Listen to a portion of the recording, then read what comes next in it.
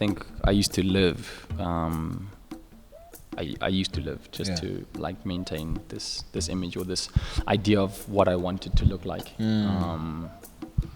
Everything was structured around training and what I was going to eat, and there's a level to which it's that could be described as being committed, but there's a level to which you need to start being real with yourself, to when those tendencies become, I think the line is thin between being committed and being like unhealthy. So it was a balance I struggled to maintain for a long time. And there's I still make mistakes, but like I said, I had to evaluate why I was doing what I was doing.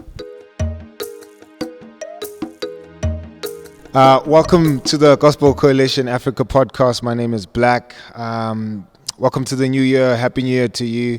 Pray that the Lord will bless you this year and that He has His hand over you, and that you're looking forward to the year. Thank you so much for checking out our content from last year. We have plenty of new content coming your way this year.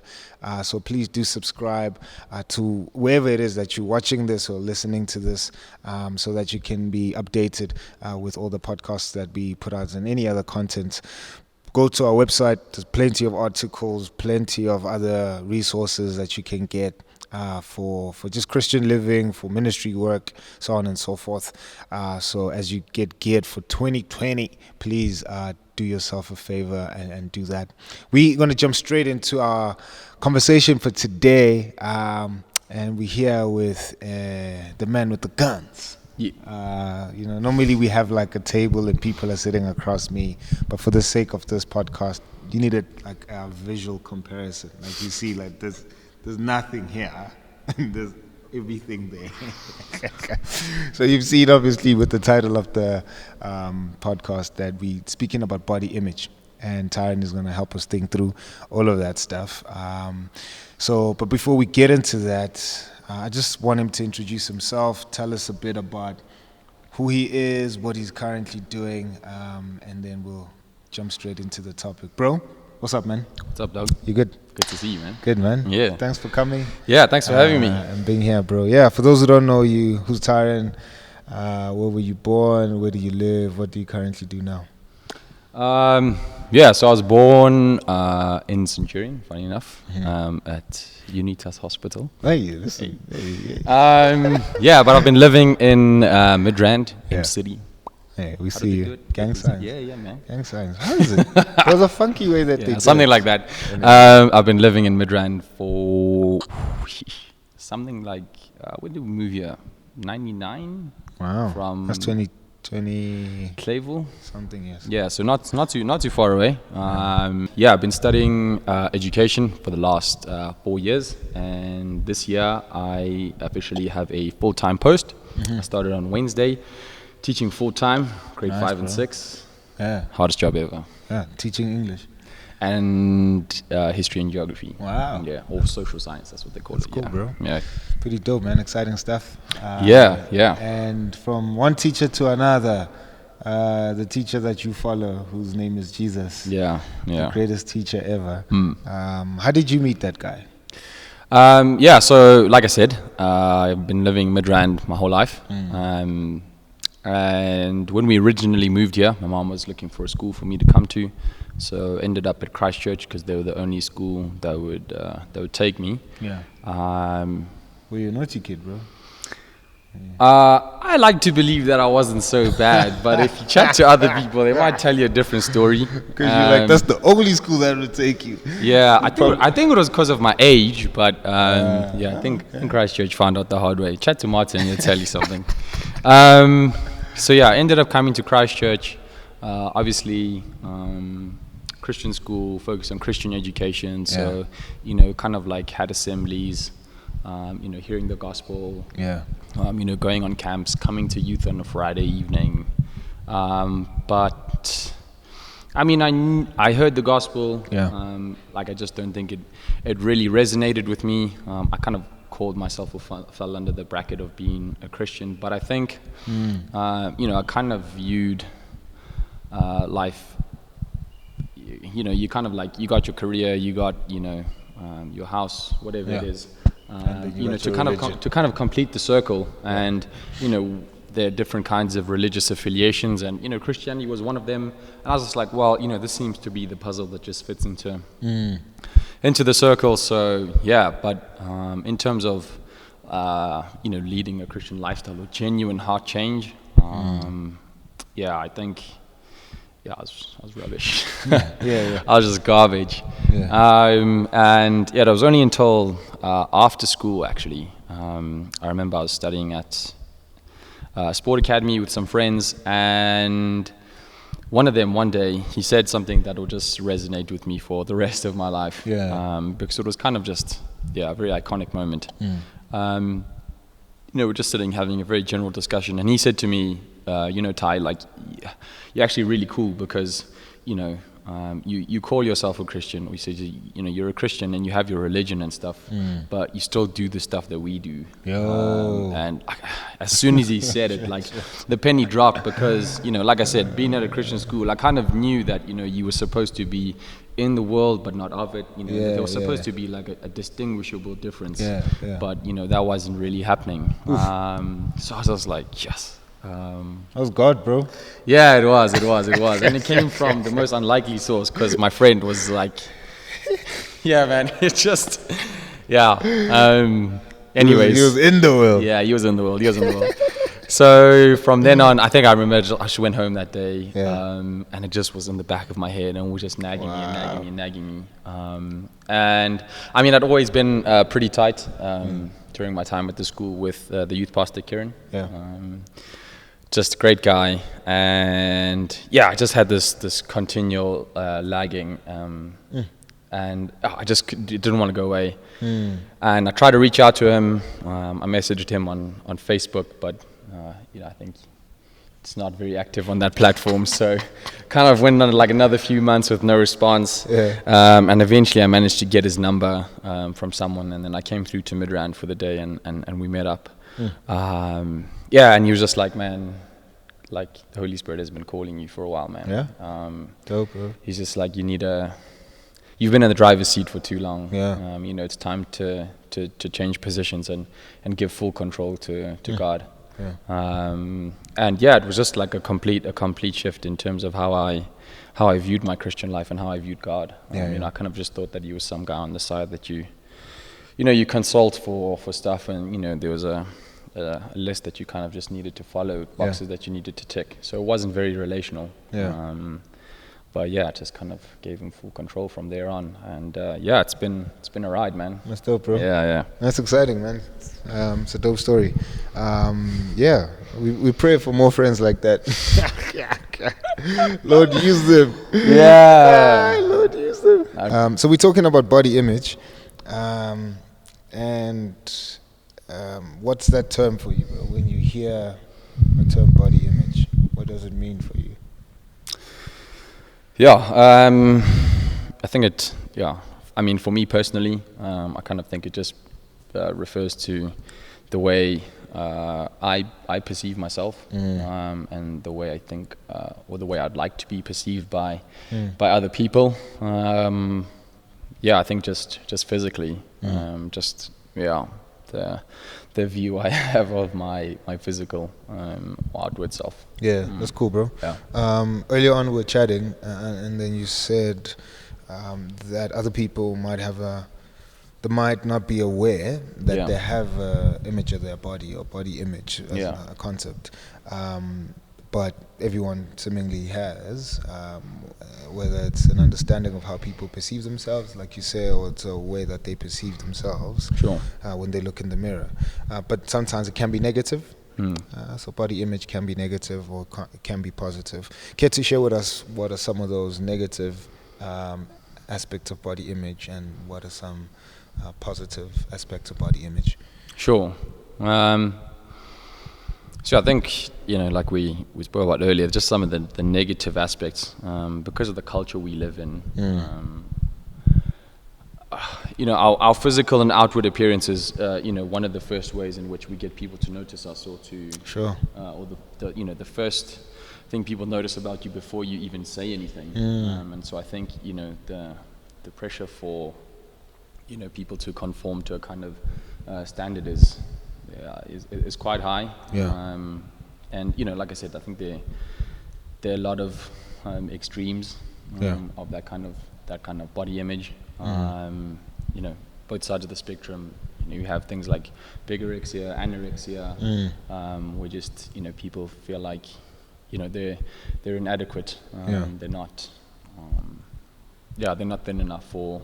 Like I don't understand. The psychology behind things like anorexia completely, but Sure. I do know that it definitely ties into a very poor or low view of body image or self-image. Like I said, I think that's one very devastating example that probably plagues quite a lot of people. Sure. That's true. And I don't think people just wake up and have like bad body image. I think it's it kind of builds up and it's contributed to by various factors over a period of time. Sure. But yeah, I mean that's definitely one example. Yeah. With the positives?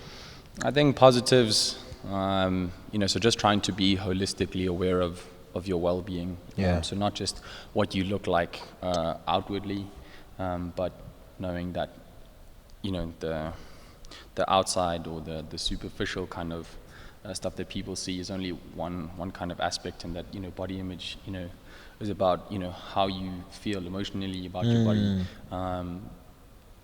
mentally as well, that mental health, the wealth of your just inside, looking after your heart and your organs and all those things. Yeah. It contributes. So just being aware of what you put into your body. Even if you don't exercise every day, just trying to exercise regularly to just maintain this vessel that you've been given, because we should steward our bodies well. Yeah, that's dope, bro. Yeah, and I think that's a valid point. Just on the stewardship of our bodies, like everything God has given us, we need to steward our money, steward our families, steward the gifts He's given us, and this body is a gift. Absolutely. That we need to look after. How did your journey start, bro? When did it start? How did it start? Why did it start? Because you weren't born with guns. No. I like to tell people that I was, but there's some pretty damning evidence to suggest otherwise. The picture is horrible. Quite a horrible picture. Fortunately, one of those things that just haunts me, but it's fine. I think it started from a very young age. I was probably late primary school, so grade 6, grade 7. I was just very aware of how I looked. I remember there was a big mirror in my sister's room. Sometimes I used to walk in. She'd moved out already. She used to walk in, just check myself out, be like, but I was just aware of my body. But it started then, man. And I think she's probably like every guy who starts gymming at some point. Probably a large portion of it was for the honeys. It's for the girls, man. For the girls. Sheesh. So I think that definitely contributed to some of it. And you were saying that you were taking grocery plastic bags. I used to take my mom's grocery bags, the plastic packets, the Spar ones, Pick and Pay, whatever. I used to take 5 or 6 of them, just stack them inside each other so they're nice and thick. And then I used to tape the handles up, just take some masking tape. Then I used to jam some bricks in from our pavement. So there always be bricks missing. And then I'll just sit at the back on the porch and curl them or hook it on my foot and whatever. So I mean there were always men's health magazines around the house, and I always used to see the guys on the cover. I was like, okay, well, this is what men should look like. And it looked appealing, physically. I think God has given us the human bodies being incredible. And it looked good. And that was something that I aspired to. And also, obviously, like I said, was aware that, you don't have to go far from even in cartoons, movies, books. That kind of seems to be the thing, the alpha male. That's what woman loves. So I was like, okay, well, if that's what I got to do to get their attention, then so be it. We're gonna do that. Yeah. Because obviously the picture of you when you were a kid, like, and you were skinny. Yeah. People must have said like some horrible things to you. Shucks. You know what I mean? Like I think only now have I gained like this much weight. I don't even know how much weight I've gained, bro. But like I was like super skinny growing up. I was born very thin. I didn't have an issue with it. And growing up in the township, like people just like somehow I don't know if it's like black culture everywhere, but people feel like they have a right to comment on your body. You know what I mean? Yeah. Like it's like a black card. Like it's part of our black card. Like just because you're black, I can comment on it. I don't know. I don't know if it's everywhere else, but like every township I've been to in black families, it's just and we even call you by that. Like there's names for like skinny people, like Uslanda, Donjan. Yeah. Some of those sound familiar. So I had all of that, bro. But for me, it didn't hurt. Like it was like whatever. I think because I just wasn't. And it's like God's grace and mercy that I wasn't insecure in how I looked. But even now in family gatherings, when we come together, like people use the question of how much weight you've gained or how much weight you've lost as a greeting, An icebreaker. Yeah, it's an icebreaker basically. So much so that my wife got shocked when we got married because she comes from a different culture. She's black, but she grew up in the suburbs. I grew up in the township. So, like in the burbs, you don't comment on people's weight and share when you see them on the street. But in the hood, it's like, who gained your weight? Okay, thanks, bro. Yeah. So for her, it was, hey, man, like, why are you talking about my weight? Like, I don't know you that much, Like, only my husband or my mom can comment whether I'm gaining or losing weight, whatever the case is. Yeah. But for you, bro, like, how was that? Like, because school kids are horrible. Yeah, sure. Jeez. They say some mean stuff. Yeah. Sure. So, I mean, there's, definitely been quite a few cases where, and, it's just one of those things, I don't know why it is that way, but like, just that those comments or things that people have said are so ingrained just like into the back of my head. Sure. I could probably tell you like what day of the year it was, what time it was, or just like can remember the exact detail of the conversation. Yeah. And it's just so like vivid that. Yeah. So, and I mean, like I said, I don't know if it's just but it's just sometimes it just really sticks with you. And I think there are probably 4 or 5 like comments that I can remember. Like I'm talking about from high school, so that's almost a good 10 years ago. 10 years ago now. Like good comments that I can remember. That have just like stuck with you. Yeah, really stuck with me. And was that part of the reason why you also started just gymming? Yeah, probably. Was there a point where you were pumping iron and you like have somebody's face on the dumbbell? Not somebody's face, but definitely their words just playing in my mind as I'm like lifting that weight. I mean, it sounds silly, but it's a thing. And you just go home and think about that person's comments. Sure. And it just, I think. You then also just realize the power that your words have over people's lives. And I love my mom to bits. But even just comments that my mom, I think she was probably one of the first people that made things. And like I said, you learn to be gracious over time, but it's still hard. And to say that it's not something that I still struggle with would be an injustice. But so there are days where you can just learn to kind of brush those comments off, and you realize that people are joking and whatever. But growing up, it was hard, man. Hearing it from your friends, like, oh damn, I mean, I was the same height I am now. But like minus a good 20 kilos. Way so smaller. You can imagine what I used to look like. I was. As you described, I was probably. I don't have to imagine. I saw it. Uslenda, definitely. Definitely. Definitely. Man. So body shaming is a real thing. and it sucks, and it's Yeah. whack. And I think body shaming is horrible. It's an evil thing. We should not do it. You know what I mean? If you're watching this and you're one of those people who body shame people, stop it. It's horrible. And if you've been body shamed, there's a lot of redemption in Jesus, a lot of worth in Him. We all made in His image, and the Bible is a good place to start to seek motivation of how to steward your body, right? Because it is a gift, like we said earlier on. Yeah. But we do live in a body. I mean, you see it on social media. Like people get body shamed, get dragged on Twitter, just because of how they look or how their bodies are. And yeah, like God still gave us these bodies, and so they belong to Him. So it's a horrible thing. But have you changed how you view yourself now that you're a Christian? Have you changed your approach to why you gym, how you gym, now that you in the back seat and Jesus is driving? Yeah, absolutely. Sure. I think, when you're living in the dark, you're not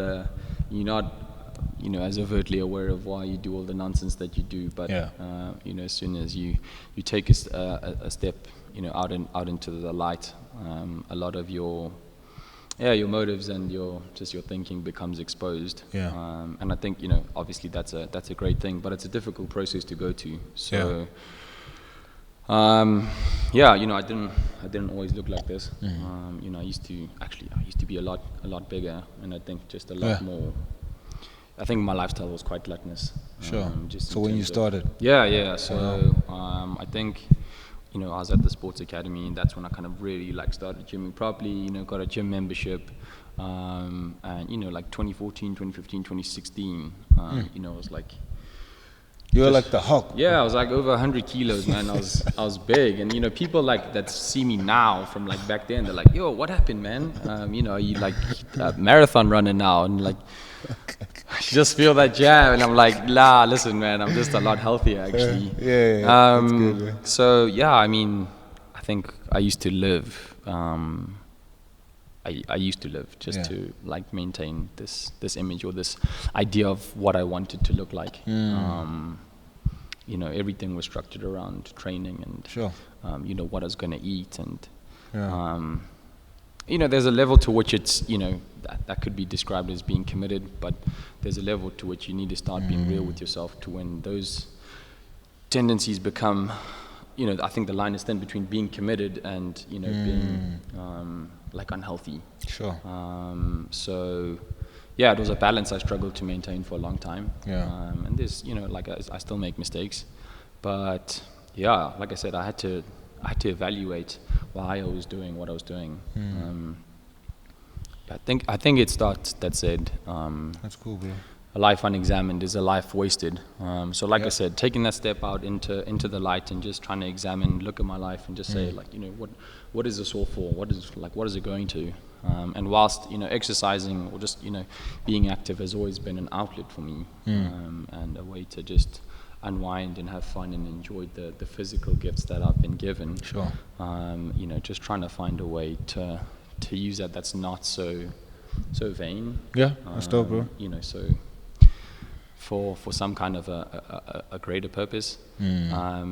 But also just learning to where to find my validation, because it's hard. It's hard to just go, I think that change takes time, to find your validity in terms of what you look like or, what you're good at in who God made you, versus what everyone else is saying, because it's hard to tune out those voices when that's what you're hearing all the time. What you're seeing. What you're seeing in the mirror every day, what you're seeing on Instagram, what everyone looks like. I think we're constantly bombarded with these images of what ideally you're supposed to look like, and I think it's so destructive, because people go through so much to try and fit into that.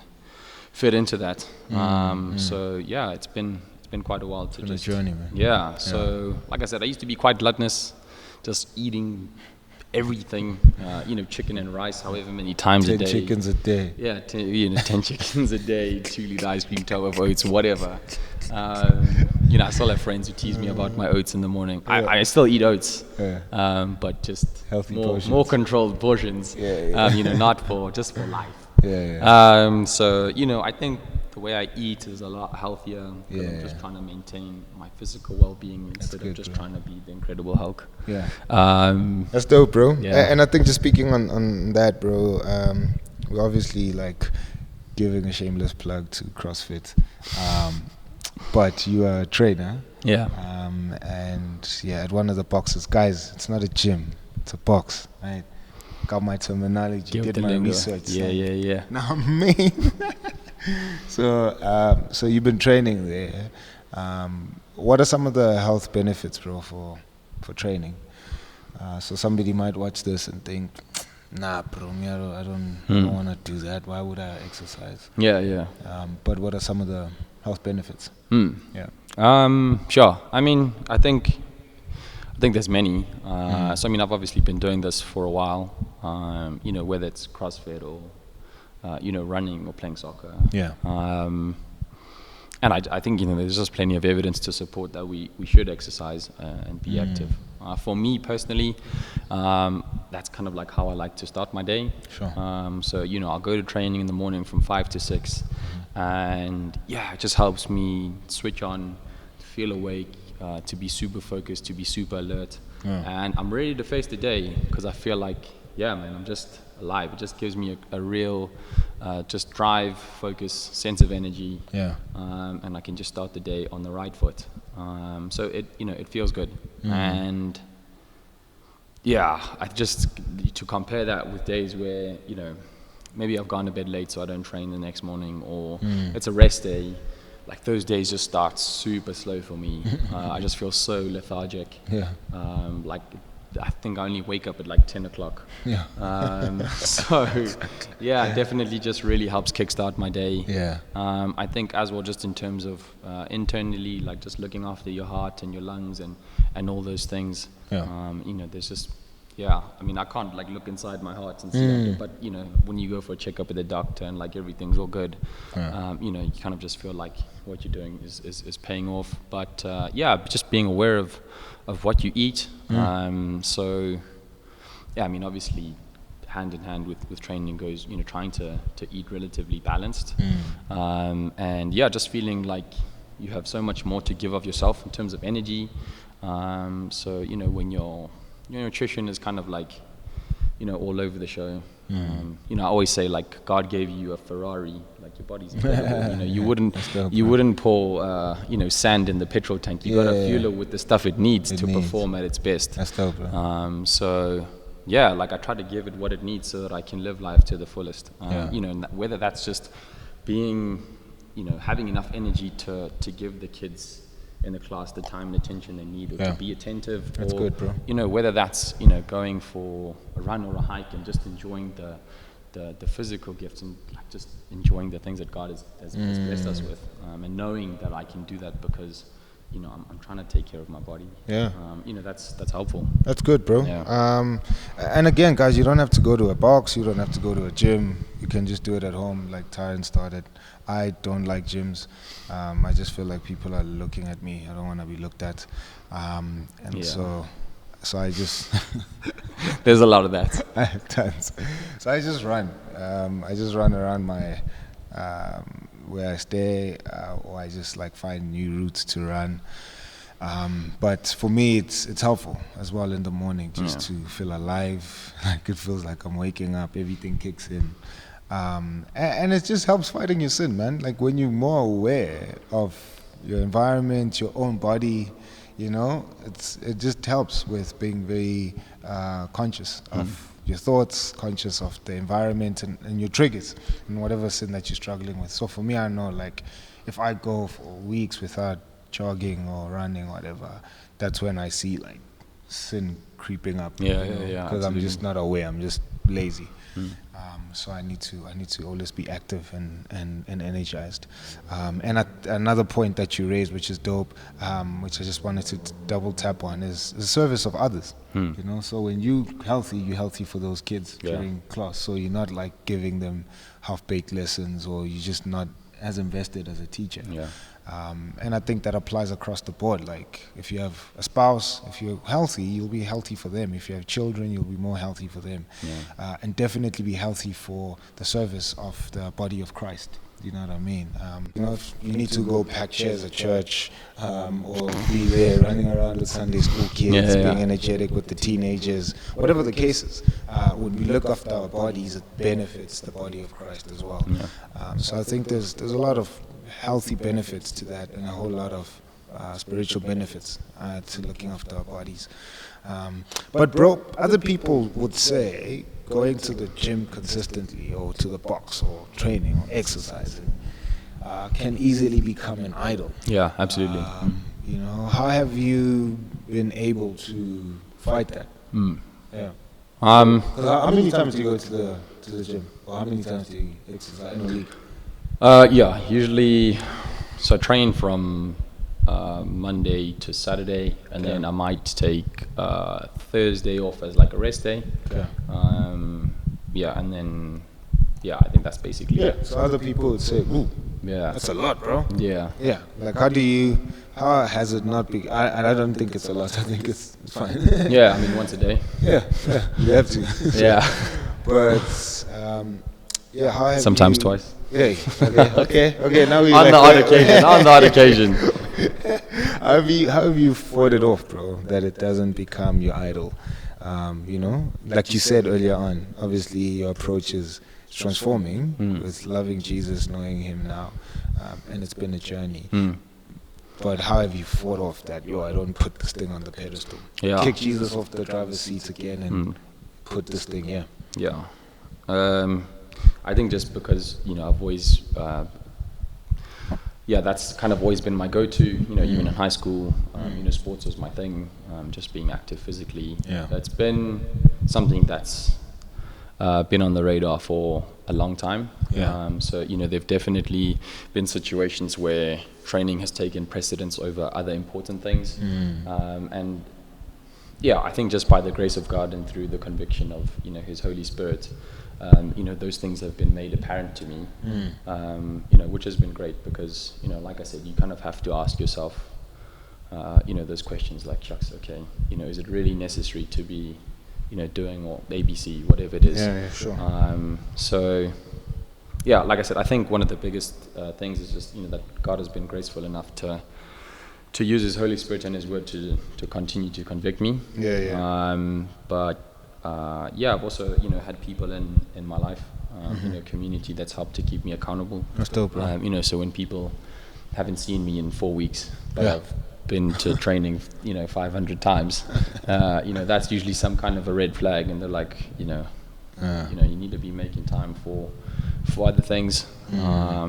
So I mean, it definitely can become an idol. So I think one of the ways that I've, like I said, tried to combat it is obviously just to make sure that I'm continually plugged into the Word, because when that happens, that's kind of when God's like speaking and showing me and just exposing my heart. But it's been difficult. Like I said, it's still something that I struggle with from time to time. Sure. When maybe I have a more important deadline or something that should take precedence, I'm always just like, oh shucks, but when am I going to train? So just being aware of that line of questioning and just knowing like, okay, that's just a bit of a red flag. Like it's it's hard because there's no app to monitor that or no like you kind of so that's what I'm saying. I think God has just been really graceful in that sense. Community is always best, bro, because we can get caught up in our own things. Anything can be an idol, and you need brothers and sisters who will say, hey, because you don't see it because you invested in your efforts and it's helping you and all of this other stuff, but like you need people who are not like directly involved in that to be like, hey, I think we need to pull you out now. That's good, bro. That's dope. So that's right. That's super helpful. No, praise the Lord for community, bro. It's probably a repetition, but when do you know that you've crossed the line between self-discipline and self-glorification?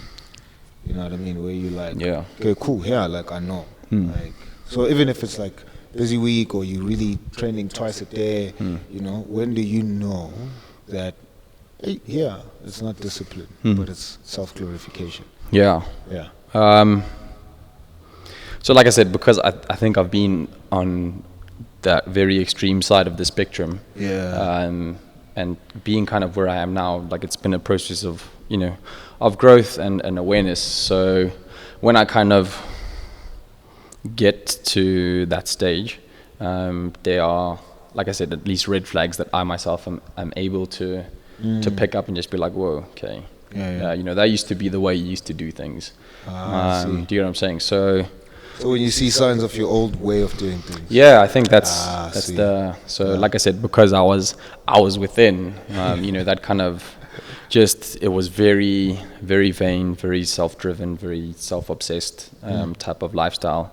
So I think one of the biggest things as well is like when I noticed that and again, it's a fine line between being disciplined and I think it being an unhealthy commitment, is when everything revolves around training. So like I do need to go to bed early and I do need to make sure that I'm eating correctly and all those kinds of things. But, you know, I can't be, you know, putting off time with community, with family, with God, just because, you know, I need to make training the main priority. And like that's been a difficult thing to reconcile because I'm just like, well, I need to be disciplined, I need to be committed, but like where's the line between being committed and this thing being obsessive? And I think that's where just that picture of Jesus comes into play really, because I realize that my life needs to be centered around him, and not training. And that's been one of the most difficult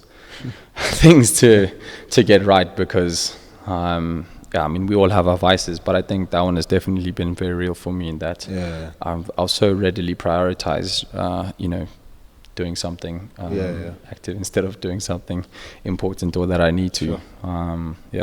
Dope, bro. No, I think that's good, bro. If Christ is not the center, then you've fallen off. You don't need any other red flags. That's just a clear one. Any books that helped you? So I know you spoke about community. Anything that like people in your community have recommended that you read that will help you? So somebody's like, I need something to just like reference or something to get me out.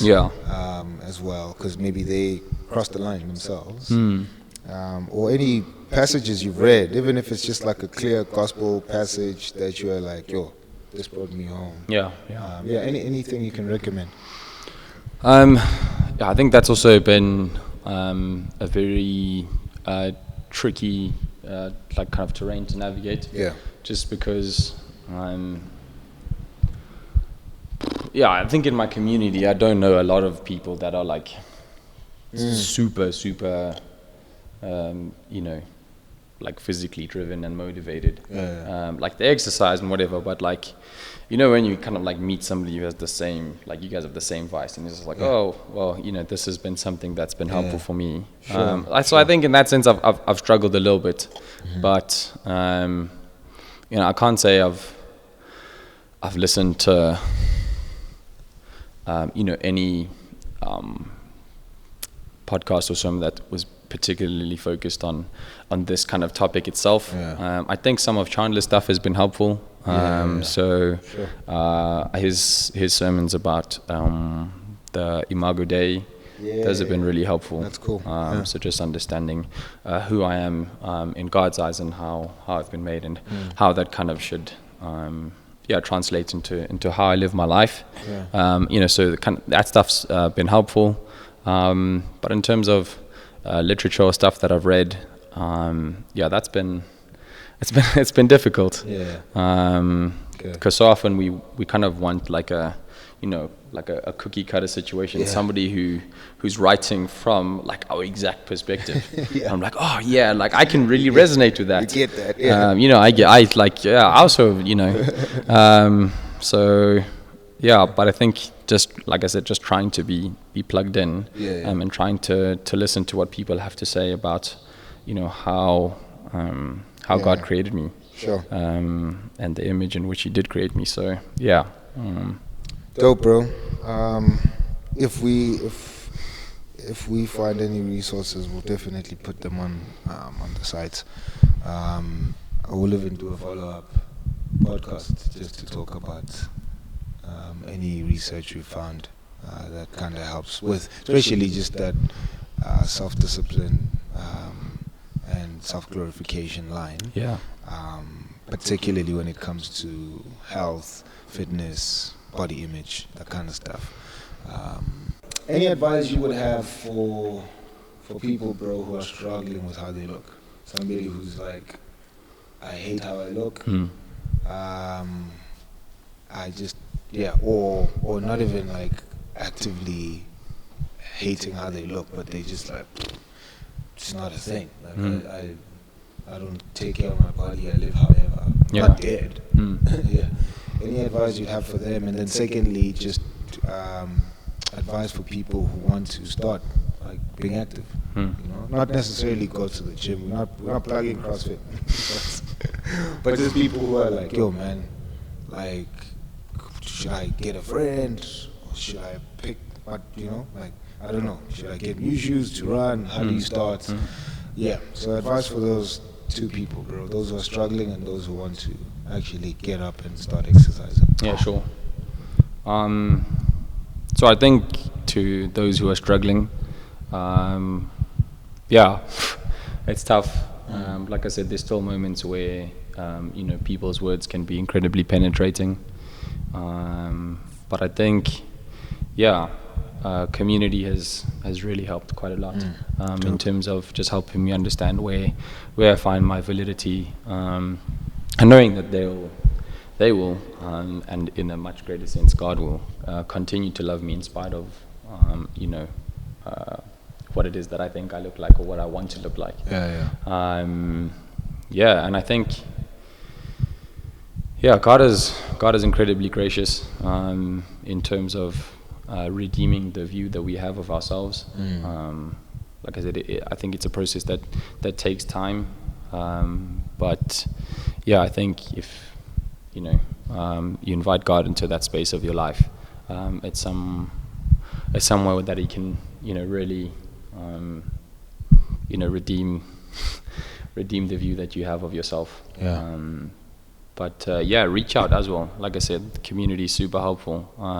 Just chatting to people, chat to me, whoever, and just to walk that road with you, so that you don't feel like you're alone in your struggle. Because it's sometimes you just wake up and you're like, shucks, man, I don't want to be in my own skin. Sure. So. Stop, bro. Yeah. And for those who want to get up and start doing it? Yeah, if you want to get up and start doing it, I'll always applaud that decision.